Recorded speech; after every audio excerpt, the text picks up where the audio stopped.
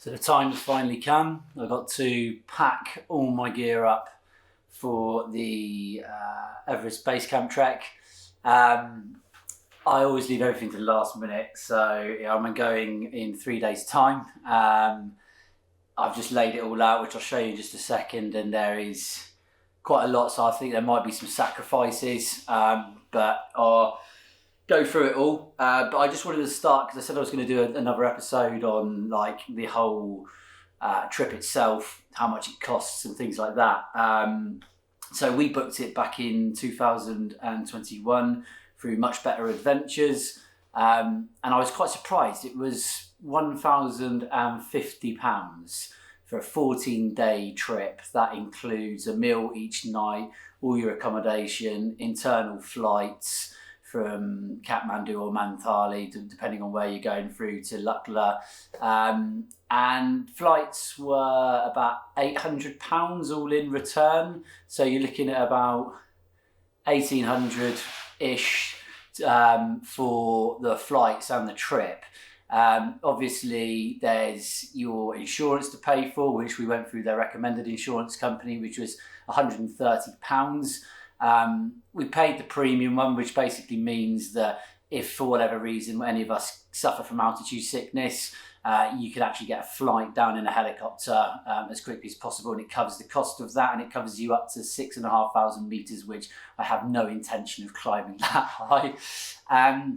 On top of that, you've got things to think about, like the gear you're taking. I mean, I'll be honest with you, obviously getting into photography and wanting to go there with all the gear, no idea, basically. I've probably spent best part of the same amount over the last 2 years on coats, shoes, sleeping bags, camera equipment. But the good thing is I've got it all now. So if I ever do decide to go on another trip like this, I've got all the gear, no idea. But yeah, so other things to think about cost-wise, you've got to pay for your visa. If you're there for under 15 days, it's £20. If it's over 15 days, it's £50. Sorry, that's dollars actually. So that's dollars.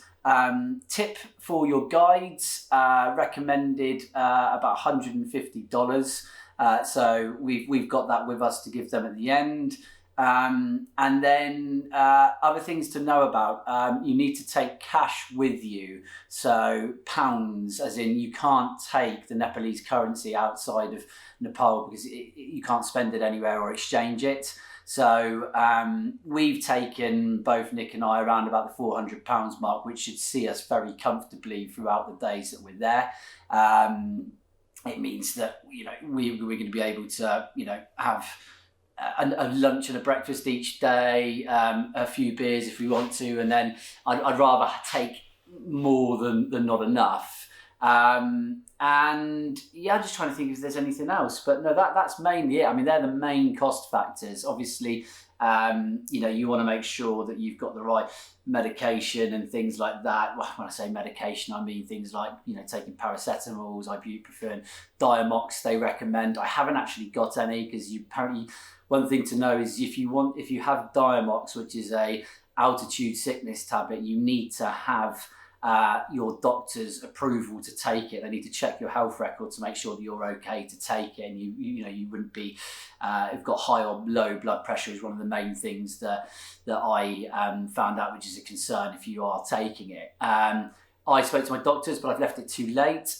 They said I would be fine to take it based on my records, which is good news. Hopefully I won't need to have any. And that's basically available out there if worst case scenario happens.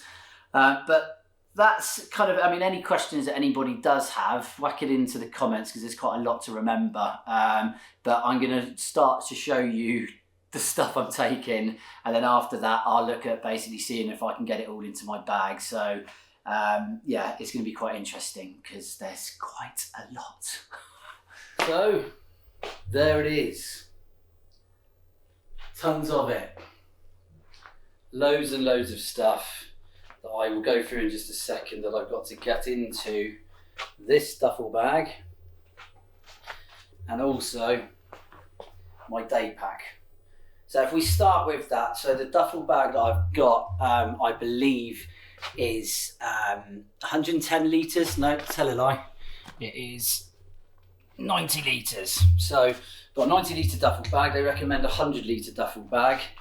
I've got a 35 litre day pack that comes, I've got my Osprey trail running hydration pack to go in the back. I've got a mini Osprey bag that I wanted to use as like a little day bag if I'm in Kathmandu. That's actually off the back of a baby carrier that you can unzip it and use it as a little bag.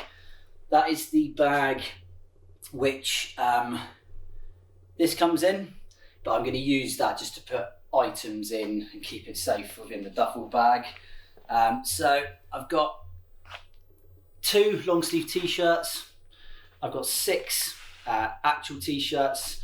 A majority of them are the quick wicking, like montane type ones for the walk in for the daytime. I've got a Jack Wolfskin thick down jacket.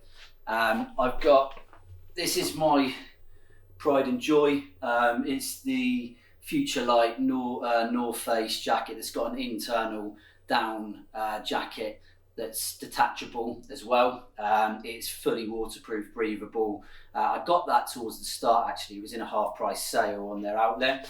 I got about 7 or 8 pairs of pants. Don't judge me, it's a 14-day trip, but I think ultimately I'm probably going to throw some more in there, but I don't want to go totally excessive, and I'm going to see how I get on with the packing. So I've got 2 gloves. I've got a thin montane glove and I've got a thick waterproof montane glove. Both are smart, so you can use your phone in the cold weather. And that is a little glove liner, which they recommend. Whether I use it or not is another story. And then I am a hat man. I always wear a hat, which you'll see. And they are super light and really compactable, so what the hell. I've got a Cavu one, which is like a fleece lined one, which will be good for when it starts to get colder. That's my everyday, almost thin trail running cap, Dickies one. I've got a Fjällräven kind of padded thermal one with kind of ear flaps on it as well, so that's more for kind of getting up into the cold area. I've got DC balaclava stroke snood. And then I got an Element beanie, which is just super comfy and thick. And then this is where the question mark is on how many fleeces to take. So I've got this proper nice thick mounted equipment one. I've got underneath a Mammoth kind of micro fleece one.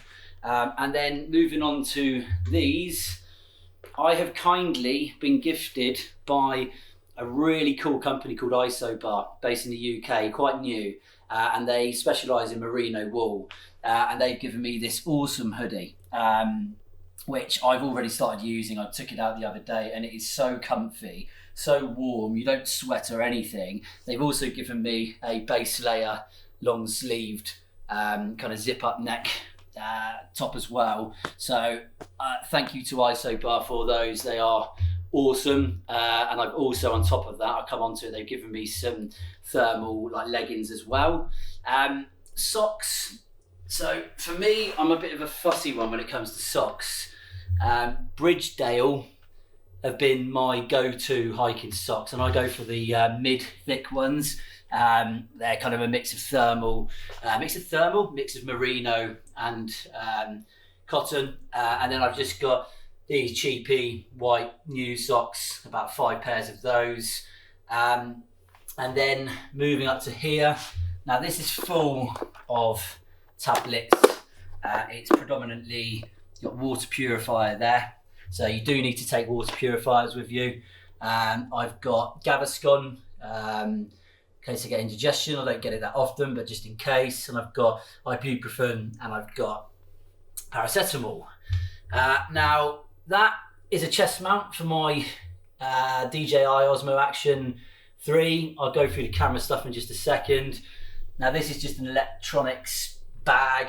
I've got this here is a power bank. I've got a head torch, plugs. There will be loads more going into that because it's going to have all of my cables for all my camera gear and everything. And then I've got my Manfrotto compact tripod, which will go on the side of my day bag. I'm also currently using my camera, which I'm taking to film this, which I'm using the Weeble gimbal that I showed you in the first video. My good friend has kindly lent me his full collapsible hiking sticks. These are super lightweight, and I am sadly got a little bit of a knee twinge from running at the start of the year, so that could come in useful on the downhill. In there is a microfiber poncho towel type thing that I'm going to use for when I have showers and whatnot and washing up. Pair of shorts. This is again where I might consider sacrificing something, but I've got a pair of New Balance really ultra lightweight trousers, which I've really enjoyed wearing. These are Montane, more warmer kind of hiking trousers. Pair of chinos for after walking, and then these are probably a bit overkill, but they were on sale again. It's again a Future Light waterproof North Face trousers. Moving on, we've got these are two thermals, one from Isobar again, pure merino wool, and then we've got a thicker one for bedtime, going to sleep because it's going to be freezing. I've got all my camera gear in this Manfrotto bag, lenses, whatnot, all my toiletries in this awesome little bum bag, which is from Bianca Brick. And then last but not least, two pairs of sunglasses. One are Pit Viper, which have got the side wings for protection of the sun, and they're more your casual ones, which are the Fallon ones I've recently got. Travel documents all in there, passport, insurance documents, visa and whatnot. In here I've got all my camera gear for the Osmo Action 3, which is mostly will be on my chest, and extra batteries, and there's more stuff within the zip compartment. My La Sportiva hiking boots. I got some Hoka trail running / walking shoes. Got a really warm, thick Euro hike down hybrid 500 sleeping bag. And last but not least, my SIG water bottle for filling up with water, and you can actually put hot water in that to put into your sleeping bag at night to keep you warm. Now, that is obviously everything I'm taking. Now the joys is, let's see if we can get it all in that bag. Let's do this.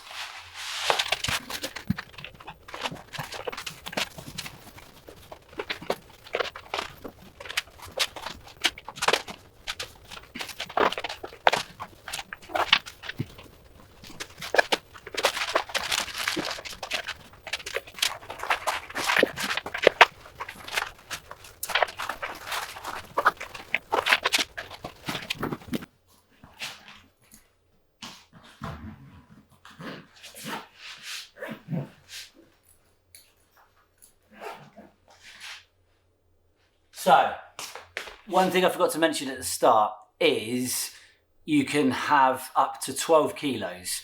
When you fly from Kathmandu to Lukla, you can have up to 5 kilos in as carry-on and only 10 kilos as hold luggage. So the next task for me to do is to weigh this.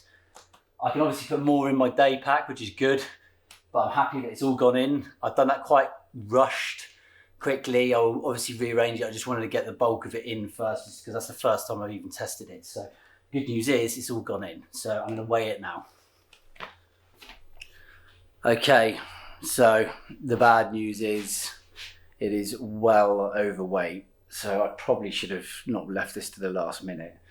We're at nearly 15.5 kilos for the main bag and 5 and a bit kilos for the day pack. So I need to reconfigure absolutely everything and work out what I need to take and what I can't, what's essential and what's not essential. So yeah, I'm going to get to work.